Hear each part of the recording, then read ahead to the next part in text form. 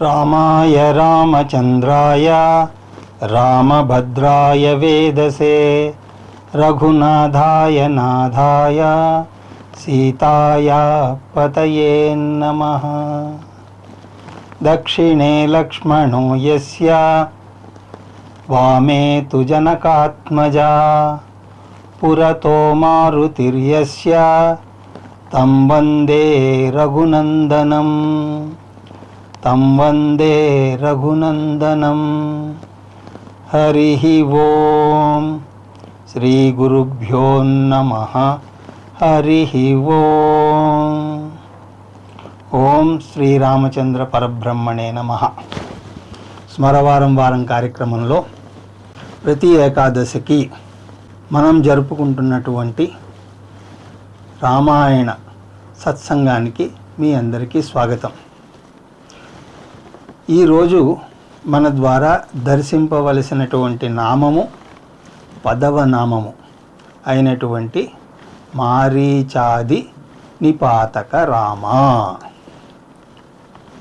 రామచంద్రస్వామి వారి యొక్క దివ్య కథనంతటినీ కూడా ప్రకటిస్తూ ఒక్కొక్క నామము ఒక్కొక్క గొప్ప అంశాన్ని ప్రకాశింపజేస్తోంది.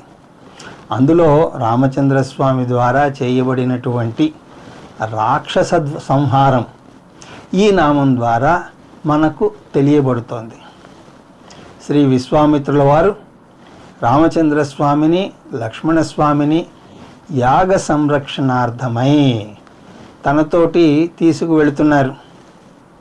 మార్గమధ్యంలో ఒక అడవిలో ప్రవేశించారు. ఈ అడవి ఇంత దారుణంగా ఉన్నదేమిటి, అసలు ఇక్కడ పచ్చదనం అన్నది కనిపించడం లేదేమిటి, దానికి కారణం ఏమిటి అని రామచంద్రస్వామి ప్రశ్నించగా విశ్వామిత్రుల వారు తాటక యొక్క వృత్తాంతాన్నంతటినీ కూడా చెప్పి నువ్వు ఆ తాటకను సంహరించాలి అని ఆదేశించగా రామచంద్రస్వామి అదే విధంగా చేశారు. ఆ తర్వాత వారి యొక్క ప్రయాణం కొనసాగింది. వారు సిద్ధ ఆశ్రమానికి చేరుకున్నారు. ఈ సిద్ధాశ్రమము అన్నది పూర్వం భగవానుడు వామనుడిగా అవతరించినప్పుడు బలిచక్రవర్తిని నిగ్రహించిన తదనంతరం వామనుడు ఈ సిద్ధ ఆశ్రమంలో నివసించాడు. ఆ విధంగా సిద్ధ ఆశ్రమం చాలా పవిత్రమైనటువంటి స్థలం. ధార్మిక అనుష్ఠానాల కోసం యజ్ఞ యాగాది క్రతువులు వాటి యొక్క అనుష్ఠానానికై అతి విశేషంగా తెలియబడుతున్నటువంటి క్షేత్రం. ఆ విధంగా సిద్ధ ఆశ్రమానికి చేరుకున్నాక విశ్వామిత్రుల వారు ఆ వామన కథనంతటినీ కూడా రామచంద్రస్వామికి లక్ష్మణస్వామికి వివరించారు. ఆ తర్వాత రామచంద్ర, నేను సంకల్పించినటువంటి యాగం కూడా ఇక్కడే జరగవలసి ఉన్నది. ఆ యాగాన్ని ఆటంకపరుస్తూ చాలామంది రాక్షసులు వస్తూనే ఉన్నారు. నేను యాగ సంకల్పం చేయడం, రాక్షసుల ద్వారా అది భంగపడడం, కాబట్టి మీరు రాక్షస సంహారం చేయవలసినటువంటి ప్రదేశం కూడా ఇదే అని రామచంద్రస్వామికి తన యొక్క కర్తవ్యాన్ని విశ్వామిత్రుల వారు ఉపదేశించారు.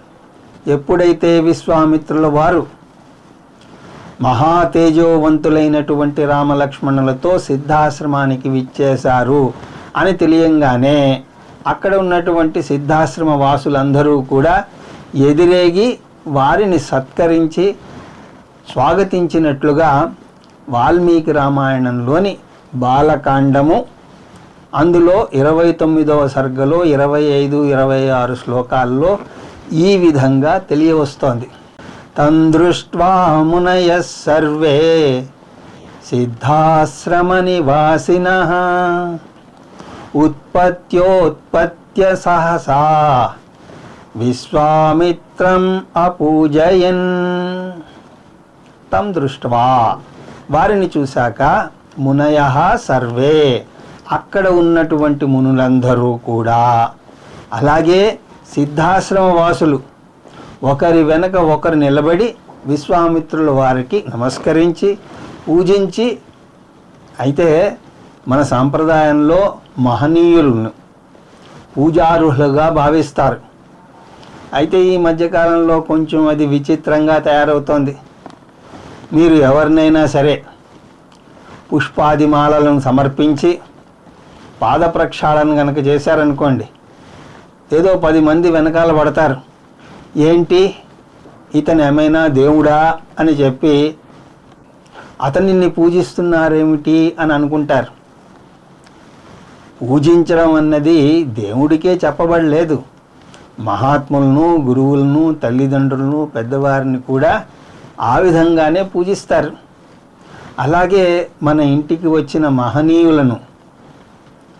మహనీయులు గనక ఎవరైనా వస్తే ద్వారం వద్ద పాద ప్రక్షాళన చేసి పుష్పాదులను సమర్పించి అర్ఘ్యాది సత్కారములు చేయవలెను అని ఆ విధంగా మనకి ధర్మశాస్త్రంలో నిర్దేశింపబడింది. కాబట్టి దానిని పూజ అనే పిలుస్తారు. పూజ అంటే గౌరవించుట అని కూడా అర్థం ఉన్నది. మహనీయులందరినీ కూడా ఆ విధంగానే గౌరవిస్తాం. కాబట్టి విశ్వామిత్ర అపూజయన్ మునయః సర్వే, అందరు మునులు విశ్వామిత్రుల వారిని పూజించారు. యథార్థం చక్రిరే పూజాం విశ్వామిత్రాయ ధీమతే తథైవ రాజపుత్రాభ్యాం అకుర్వన్ అతిథి క్రియా. విశ్వామిత్రుల వారిని ఏ విధంగా పూజించాలో ఆ విధంగా పూజించిన వారై తథైవ రాజపుత్రాభ్యాం, అదేవిధంగా రాజపుత్రులైనటువంటి రామలక్ష్మణులను అతిథి సత్కారములతో వారిని గౌరవించారు. దీనిని అతిథి పూజనము అని అంటాం. పంచమహాయజ్ఞాల్లో మనుష్య యజ్ఞము అన్నది కూడా ఒకటి ఉన్నది. మనుష్య యజ్ఞంలో అతిథి పూజనం అన్నది అంతర్భాగం. అతిథులను సత్కరించుట, వారికి భోజన తాంబూలాది వ్యవస్థ చేయుట. వీళ్ళు బ్రహ్మచారులు కాబట్టి రామచంద్రులకు ఆ విధంగా అతిథి పూజన సత్కారాలు వారు చేశారు. రామచంద్రస్వామి, లక్ష్మణస్వామి కొంచెంసేపు విశ్రాంతి తీసుకున్న తర్వాత విశ్వామిత్రుల వారి దగ్గరికి వచ్చి వారికి నమస్కరించి ఈ విధంగా అంటున్నారు. అధైవ దీక్షాం ప్రవిశ భద్రంతే ముని పుంగవ సిద్ధాశ్రమోయం సిద్ధ స్యాత్ సత్యమస్తు వచస్తవ. హే విశ్వామిత్ర మహాముని పుంగవా, మీరు ఇక ఆలస్యం చెయ్యకండి. అద్యైవ, ఈరోజే దీక్షాం ప్రవిశ, యజ్ఞ దీక్షను వహించండి. ఇక ఏ విధమైనటువంటి విలంబన అవసరం లేదు. మేము యాగ సంరక్షణ చేయడానికి సిద్ధంగా ఉన్నాం. మీరు దీక్ష వహించండి. భద్రంతే, మీకు భద్రం కలుగుగాక. మీకు భద్రం కలుగుగాక అంటే మీరు సంకల్పించినటువంటి యాగం పూర్తవ్వాలని మేము ఆకాంక్షిస్తున్నాము. అలాగే ఈ సిద్ధాశ్రమం గురించి మీరు ఎన్నో విషయాలు చెప్పారు. దీని యొక్క పవిత్రతను, మహాత్యాన్ని మాకు కళ్ళకు కట్టినట్టుగా వివరించారు. ఆ పూర్వ వైభవం మళ్ళీ వచ్చుగాక. మీరు చెప్పినట్లుగానే ఈ సిద్ధ ఆశ్రమం మళ్ళీ పరమ వైభవ స్థితికి వెళ్ళుగాక. సత్యమస్తు వచస్తవా, మీ యొక్క వచనములన్నీ కూడా సత్యమవుగాక. అంటే అర్థం ఏమిటి? యాగరక్షణ ద్వారా మేము ఈ ఆశ్రమ వైభవాన్ని పునఃస్థాపన చేస్తాము, మేము సిద్ధంగా ఉన్నాం అని ఆ విధంగా రామచంద్రస్వామి, లక్ష్మణస్వామి అంజలిబద్ధులై వినమ్రతతో విశ్వామిత్రుల వారి ముందు ప్రకటించిన తర్వాత యాగ సంరక్షణ విషయమై కొంత చర్చ జరిగింది. సంరక్షణ ఎలా చేయాలి, ఎవరి నుంచి చేయాలి, ఆ పద్ధతులు ఏమిటి, అవన్నీ కూడా అక్కడ ఉన్నటువంటి మునులు తెలియజేస్తూ రామలక్ష్మణులు ఏ విధంగా యాగ సంరక్షణ చెయ్యాలి అన్నది ప్రశ్నించినప్పుడు అక్కడ ఉన్నటువంటి మునులందరూ కూడా అద్య ప్రభృతి షడ్రాత్రం రక్షతం రాఘవో యువాం దీక్షాం గతో హేష ముని మౌనిత్వం చ గమిష్యతి. ఓ రామచంద్రులారా, ఈ రోజు నుంచి 6 రాత్రుల వరకు మమ్మల్ని మీరు రక్షించాలి, ఈ యాగమును సంరక్షించాలి, దీక్షగా యాగ సంరక్షణ చేయాలి. అలాగే విశ్వామిత్రుల వారు యాగదీక్షితులై ఉంటారు కాబట్టి మౌనిత్వం, వారి ద్వారా ఏ ప్రతిస్పందన కూడా జరగదు. వారు సర్వసమర్థులైనప్పటికీ కూడా అసురు సంహారం అన్నది వారికి ఒక లెక్క కాదు. కానీ యాగదీక్షలో ఉంటారు కాబట్టి మౌనంగానే ఉంటారు తప్ప వారి వద్ద నుంచి ఏ స్పందన మీకు లభించదు. కాబట్టి అత్యంత జాగరూకతతో 6 రాత్రుల కాలం మీరు ఈ సంరక్షణ చేయవలసి ఉన్నది. రామచంద్రులు ఇరువురు అలాగే ఆ యాగ సంరక్షణ చేస్తాము అని చెప్పి 6 రాత్రులు నిద్ర లేకుండా జాగరూకతతో ఉండి యాగ సంరక్షణ చేశారు అన్నట్టుగా వాల్మీకి రామాయణం పేర్కొంటోంది. ఆ విధంగా మొదటి రోజు పూర్తయింది. ఆ రోజు జరగవలసినటువంటి యాగం చక్కగా పూర్తయింది. 2, 3, 4, 5వ రోజు కూడా గడిచింది. యాగం చాలా చక్కగా కొనసాగుతోంది. ఏ ఆటంకము లేదు, ఏ విఘ్నము రాలేదు. ఆహా, ఎంత బాగా జరుగుతోంది యాగం అని అందరూ కూడా అనుకుంటున్నారు. కానీ రామచంద్ర స్వామికి తెలుసు, విఘ్నం అన్నది చివరి క్షణంలో వచ్చినా కూడా అది వచ్చినట్టే. ఆ స్థానంలో మీరు నేను గనక ఉంటే బాగానే జరుగుతోంది కదా అని చెప్పి 3వ రోజు రాత్రే పక్కేసేసేవాళ్ళం. ఎవరు ఏమీ రావడం లేదు, ఒకవేళ వస్తే వాట్సాప్లో ఒక మెసేజ్ పెట్టండి చూద్దాం అనేవాళ్ళం. కానీ రామచంద్ర స్వామి ధీమహి, చాలా బుద్ధిమంతుడు. విఘ్నం అన్నది చిట్ట చివరి క్షణంలో కూడా వచ్చినా అది వచ్చినట్లే. 6 రోజులు యొక్క పరిశ్రమ వ్యర్థమైపోతుంది. కాబట్టి జాగరూకత అనేటువంటిది చివరి వరకు ఉండవలసిందే. కాబట్టి రామచంద్ర స్వామి లక్ష్మణస్వామితో అంటున్నారు, లక్ష్మణ, ఈ రోజు 6వ రోజు ఏదైనా విఘ్నం వాటిల్లితే ఖచ్చితంగా ఈ రోజు వాటిల్లుతుంది. మనం మరింత జాగరూకులమై యాగ సంరక్షణ చేయవలసి ఉంటుంది అని రామచంద్ర స్వామి అంటారు. వారు చెప్పినట్టుగానే అవరోధం రానే వచ్చింది. 6వ రోజు వచ్చింది. మారీశ్చ సుబాహుశ్చ తయోరనుచరాశ్చయే ఆగమ్య భీమ సంకాసా రుధిరౌఘం అవాసృజన్. ఆ అవరోధం ఏమిటి అంటే ఇద్దరు, ఒకడు మారీచుడు, ఒకడు సుబాహుడు. వీరు తాటక యొక్క కుమారులు. ఆ తాటక అగస్త్య మహాముని దగ్గరికి వెళ్ళినప్పుడు ఈ మారీచుడు కూడా వెళ్ళాడు. ఆ కథ గుర్తుంది కదా. కాబట్టి వీడికి కూడా మహాత్ముల యందు ఏదో ద్వేషం ఉన్నది. కాబట్టి ఎక్కడ యజ్ఞయాగాదులు జరిగినా కూడా తాటక కుమారులైనటువంటి వీరిద్దరూ వెళ్ళడం, ఆ యాగాన్ని భంగపరచడం, అపవిత్రం చేయడం, ఆ విధంగా చేస్తూ ఉండేవారు. ఈసారి కూడా ఆ మారీచుడు, సుబాహుడు తయోరను చరాశ్చయే, వారి యొక్క అనుచర బృందం కూడా ఎప్పుడైనా సరే ఏదైనా పాడు పని చేయాలి అంటే ఒక 10 మంది వెనకాల వస్తారు. అదే సత్సంగానికి వెళదాం రా అంటే ఎవడు రాడు. సత్సంగమా, నువ్వు ఒక్కడవే వెళ్ళి రారా, కావాలంటే నేను బయట ఉంటాను, బయట కూర్చుంటాను అని అంటాడు.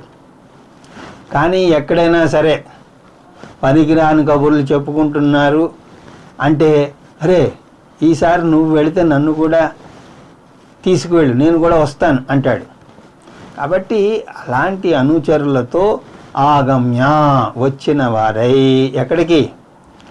ఆ యాగక్షేత్రమైనటువంటి సిద్ధాశ్రమానికి వచ్చారు. వారు ఎలా ఉన్నారు అంటే భీమసంకాశా, చూస్తేనే భయం కొలిపే వారిలాగా ఉన్నారు. వారి పనులు కూడా అలాగే ఉన్నాయి. రావడమే కుండలతోటి రక్తాన్ని నింపుకొని తీసుకొచ్చారు. ఆ రక్తము అలాగే మాంసాదులు యజ్ఞగుండంలో పడేస్తారు. అదే విఘ్నం అంటే.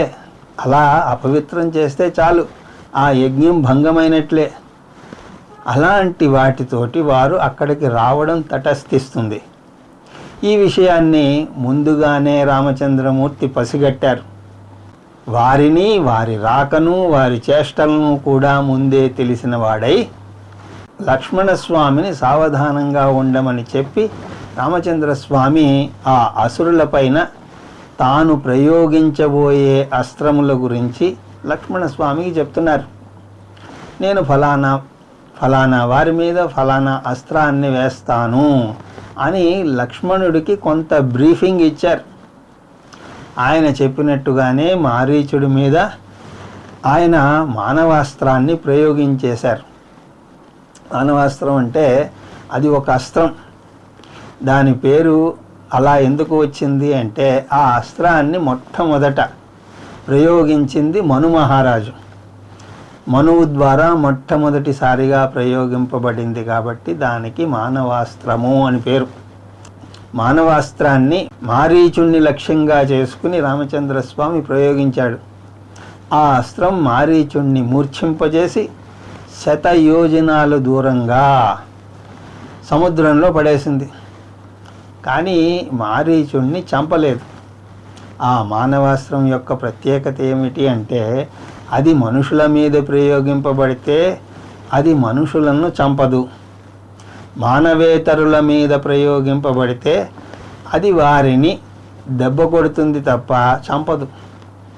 అది ఆ అస్త్రానికి ఉన్నటువంటి విశేషత. అస్త్రం అంటే ఏమీ లేదు, ఒక రకమైనటువంటి మిసైల్, ప్రోగ్రామ్డ్ మిసైల్ అని అంటూ ఉంటారు కదా.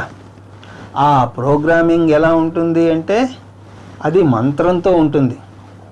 ఇప్పటి కాలంలో యంత్రంతో దాన్ని ప్రోగ్రామ్ చేస్తున్నారు. అప్పట్లో మంత్రంతో ప్రోగ్రామ్ చేసేవారు. అలాగా ప్రతి అస్త్రానికి కూడా ఒక విశేషత ఉన్నట్టుగా ఈ మానవాస్త్రానికి కూడా అది మానవుణ్ణి అయితే ఏమీ చెయ్యదు, మానవేతరులు అయితే వారిని దెబ్బతీసి గాయపరిచి దూరంగా విసిరేస్తుంది. మారీచుడి మీద రామచంద్రస్వామి అలాంటి అస్త్రాన్ని ప్రయోగించారు. అందుచేత ఆ మారీచుడు 100 యోజనముల దూరంగా సముద్రంలో వెళ్ళి పడ్డాడు. ఇది మారీచుడి యొక్క కథ. ఆ తర్వాత రామచంద్రస్వామి ఆగ్నేయ అస్త్రాన్ని ప్రయోగించి సుబాహుణ్ణి దగ్ధం చేశారు. ఆ విధంగా సుబాహుడు మరణించాడు. ఆగ్నేయ అస్త్రం అంటే అగ్నికి సంబంధించినటువంటి అస్త్రం. మరి వారి యొక్క అనుచరుల యొక్క పరిస్థితి ఏమిటి అంటే వారి మీద వాయవ్యాస్త్రాన్ని ప్రయోగించాడు. వాయవ్యాస్త్రము అంటే అది వాయు సంబంధితమైనటువంటి అస్త్రం. ఆ అస్త్రంతో ఆ అనుచరులందరూ కూడా చెల్లాచెదురై దూరంగా వెళ్ళి పడిపోయారు. గాలి దుమారం వేస్తే ధూళి కణాలు దూరంగా ఎలాగ వెళ్ళి పడతాయో అలాగ వీడు కూడా కనుచూపు మేరలో ఎక్కడా కూడా కనబడడం లేదు. ఇప్పుడు మారీచుడు లేడు, సుబాహుడు లేడు, వారి యొక్క అనుచరులు కూడా లేరు. ఆ విధంగా ఆ ప్రాంతంలో రాక్షసులు ఎవ్వరూ కూడా లేరు. వారు తెచ్చినటువంటి సామగ్రి కూడా వారితో పాటే చెల్లాచెదరైపోయింది. కాబట్టి యాగానికి ఏ ఆటంకము లేదు. ఆ విధంగా రామచంద్రస్వామి యాగరక్షణ బాధ్యతను సక్రమంగా నిర్వహించారు. అయితే ఇక్కడ మనం ఒక చిన్న ప్రశ్న వేసుకుందాం. మారీచాది నిపాతక రామ అని అన్నారు కదా, కానీ మారీచుణ్ణి చంపలేదు. ఎందుకు చంపలేదు? వాడొక్కడిని వదిలేశారు. ఎందుకు వదిలేశారు అన్నది ప్రశ్నగానే మిగిలిపోతుంది. అక్కడ రామచంద్రస్వామి ఒక మాట అంటారు, హే లక్ష్మణ నోత్సహే హంతుమిదృశాన్, ఇలాంటి వారిని చంపడానికి నాకు ఇష్టం లేదు అని కూడా అన్నారు. దానికి కారణం ఏమై ఉంటుంది అంటే మనకు తెలియవచ్చే కారణం ఒకటే, రామచంద్రస్వామి అవతార ప్రయోజనం సిద్ధించాలి అంటే వీడు బతికుండాలి. అంటే రామచంద్రస్వామి అవతార ప్రయోజనంలో మారీచుడికి కూడా ఒక పాత్ర ఉన్నది. ఎక్కడున్నది అంటే బంగారు జింకగా వాడు రావాల్సి ఉన్నది. సీతాపహరణ సమయంలో రావణాసురుడు సీతమ్మ వారిని లంకకు తీసుకువెళ్ళాలి అని అన్నప్పుడు వీడు అంటే మారీచుడు బంగారు లేడిగా రావాలి.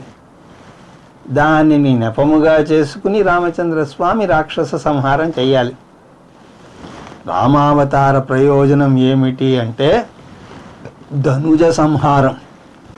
ఆ విధంగానే షట్పదీ స్తోత్రంలో ఆచార్య భగవత్పాదుల వారు ఆ గుణగానాన్ని కూడా చేశారు.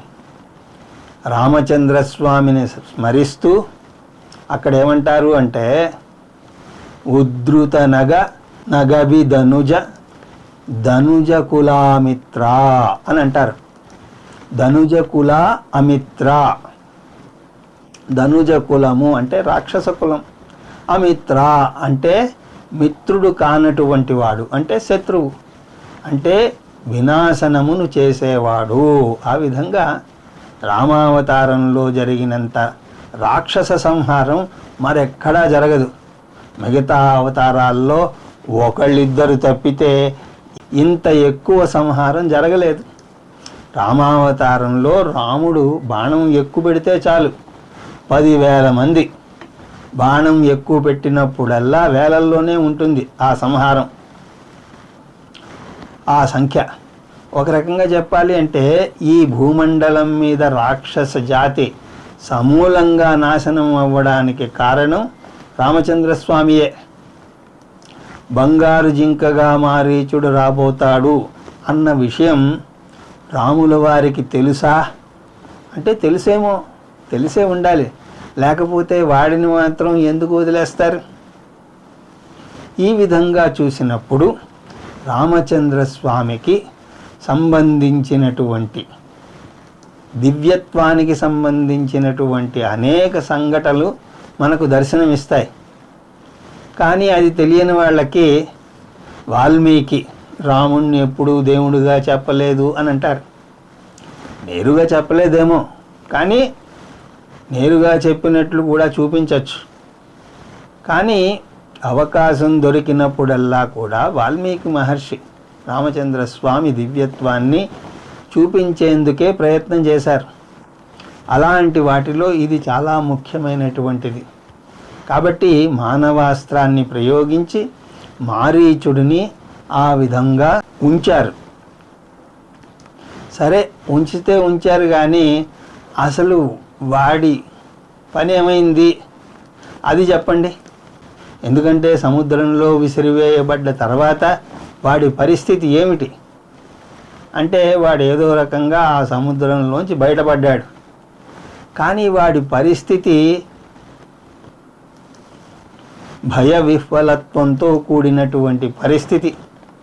అలాగ వాడు ఎంత భయానికి లోనయ్యాడు అంటే వాడికి ఎటు చూసినా సరే రాముడే కనిపిస్తున్నాడు. రాముడు కనిపించినప్పుడు రాముడి యొక్క రూప లావణ్యం కూడా కనిపిస్తోంది. కారణం రాముడు అనంగానే అతని రూపలావణ్యం వంశామోహన రూపాయ పుణ్యశ్లోకాయ మంగళం అని కదా మనం అంటాం. రామచంద్రస్వామిని ఆ విధంగా స్తుతిస్తాం.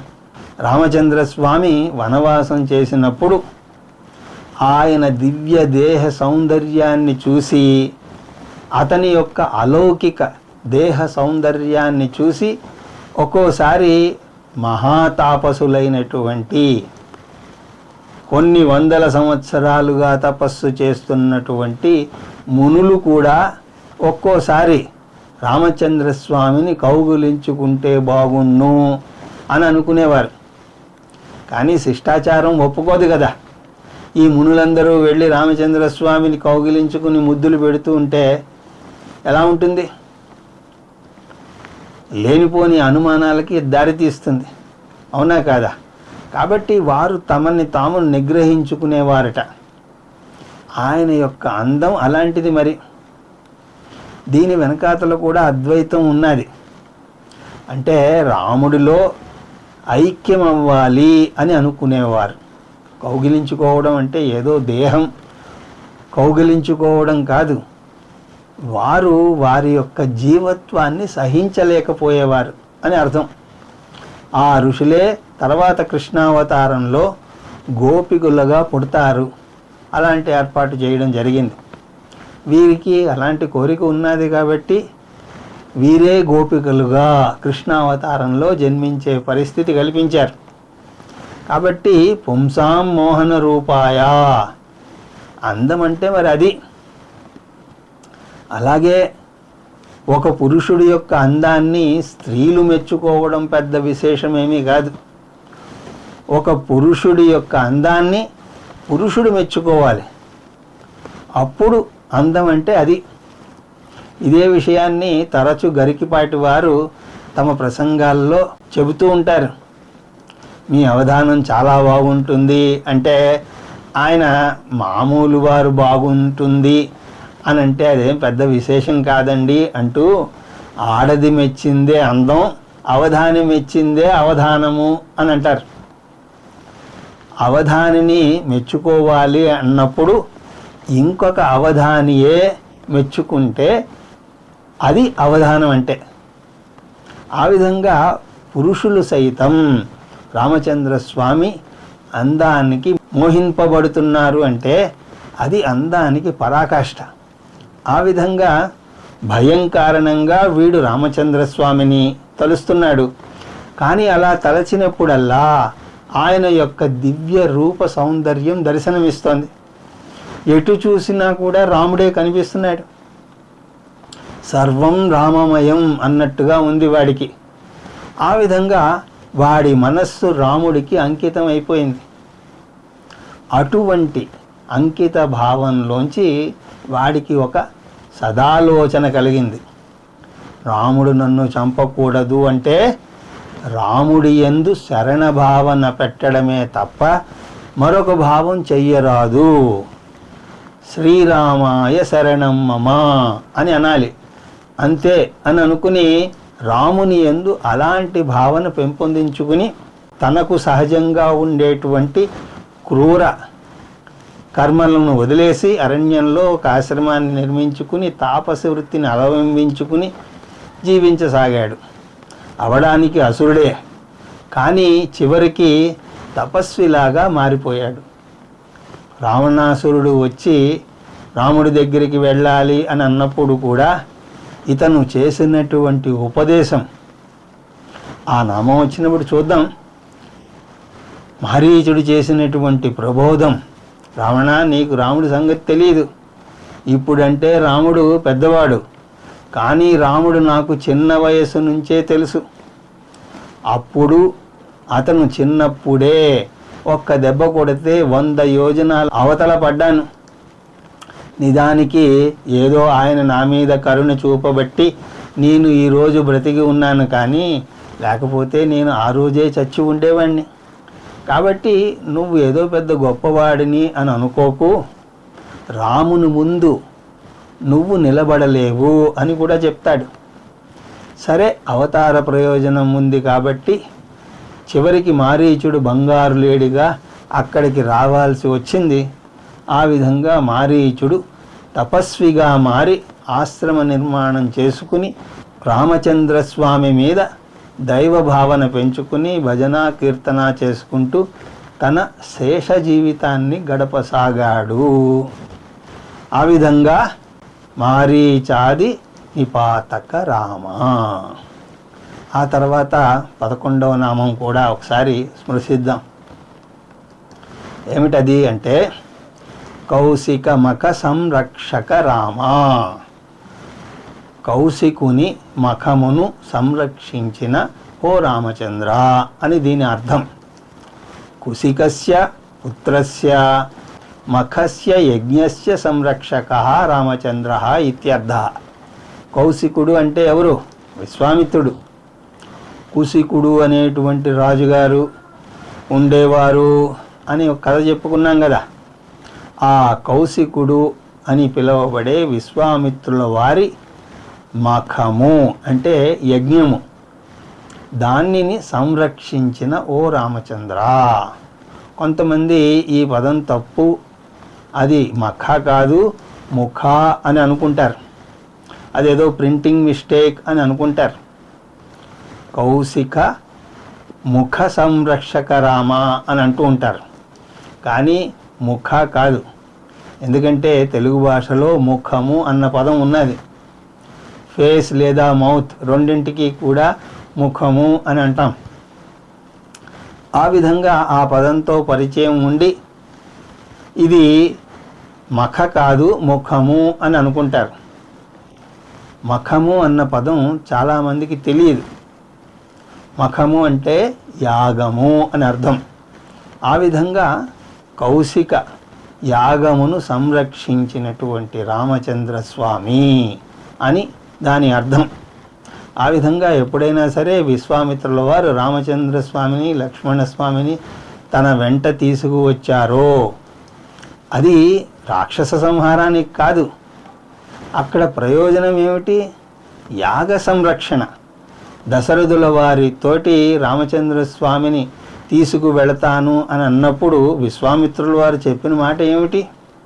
ఓ దశరథ్ మహారాజా, అరణ్యంలో చాలామంది అసురులు ఉన్నారు, వారిని సంహరించడానికి నీ కొడుకుని నేను తీసుకువెళతాను, నాతో పంపు అంటే ఆయన చస్తే పంపేవాడు కాదు. అసురుల గురించి దశరథ మహారాజు అంటారు. విశ్వామిత్రుల వారు నేను ఒక యాగాన్ని చేయదలుచుకున్నాను, దాని సంరక్షణార్థం అని అన్నారు. కాబట్టి రామచంద్ర స్వామి విశ్వామిత్రుల వారి వెంట రావడం యొక్క ముఖ్య ప్రయోజనం యాగ సంరక్షణ. అందులో భాగంగా చెప్పబడినటువంటి అసుర సంహారం, రాక్షస సంహారం, దీన్ని గనక మనం స్పష్టంగా తెలుసుకుంటే ఈ నామం మనకు అర్థమవుతుంది. ఆ విధంగా ఈ నామము ద్వారా ముఖ్య ప్రయోజనము ధ్వనింపచేస్తోంది. ఆ విధంగా మారీచాదులను నిగ్రహించిన తర్వాత మరొక అసురుడు అటువైపు రావడానికి కూడా సాహసించడు. ఆ కారణంగా యాగానికి ఏ విధమైనటువంటి అంతరాయము కలగలేదు. యాగము నిర్విఘ్నంగా పూర్తయింది. సహత్వా రాక్షసాన్ సర్వాన్ యజ్ఞజ్ఞాన్ రఘునందనః ఋషిభిః పూజితస్తత్ర యథేంద్రో విజయే పురా. అథ యజ్ఞే సమాప్తే తు విశ్వామిత్రమహామునిః నిరీతికాదిశో దృష్ట్వా కాకుత్స సమిదబ్రవీత్. కృతార్థోస్మి మహాబాహో కృతం గురువచస్యయా సిద్ధాశ్రమమిదం సత్యం కృతం రామమహాయశః. సహి రామం ప్రశస్యైవం తాభ్యాం సంధ్యా ఉపాగమత్. సహత్వా రాక్షసాన్ సర్వాన్ యజ్ఞజ్ఞాన్ రఘునందనః. రఘునందనుడైనటువంటి రామచంద్ర స్వామి యజ్ఞమును ఆటంకపరిచే రాక్షసులందరినీ కూడా సంహరించాడు. కాబట్టి అక్కడ ఉన్నటువంటి ఋషులందరూ కూడా రామచంద్ర స్వామిని చక్కగా పూజించారు. యజ్ఞము పరిసమాప్తమైనది. అత యజ్ఞే సమాప్తేతు.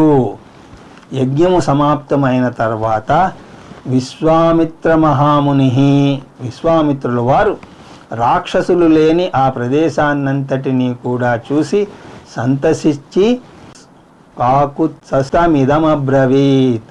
కాకుత్సుడు అయినటువంటి రామచంద్ర స్వామితో ఈ విధంగా అన్నారు, ఓ రామచంద్ర, నీ పౌరుషం వలన, నీ సంరక్షణ వలన నేను కృతార్థుడనయ్యాను. కృతం గురువచస్యయా, అలాగే నీ ద్వారా గురువాక్యము కూడా పరిపాలింపబడినది. నేను చెప్పినట్టుగానే నువ్వు చేశావు. సిద్ధాశ్రమమిదం సత్యం కృతం రామ్ మహాయసః.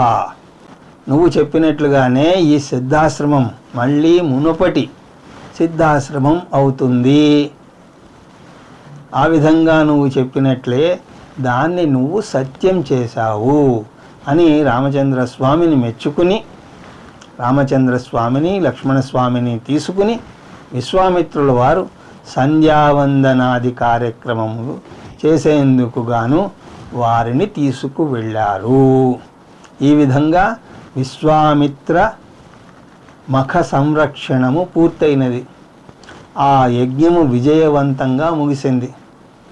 ఆ విధంగా మారీచాది నిపాతక రామ, కౌశికమఖ సంరక్షక రామ అన్న నామాలను మనం ఈరోజు దర్శించాం. తర్వాత నామాన్ని వచ్చే ఏకాదశి నాడు చూసే ప్రయత్నం చేద్దాం అని తెలియచేసుకుంటూ, నా మాటలను ఎంతో శ్రద్ధగా వింటున్న మీ అందరికీ శిరస్సు వంచి నమస్కరిస్తూ, హరి ఓం తత్సత్.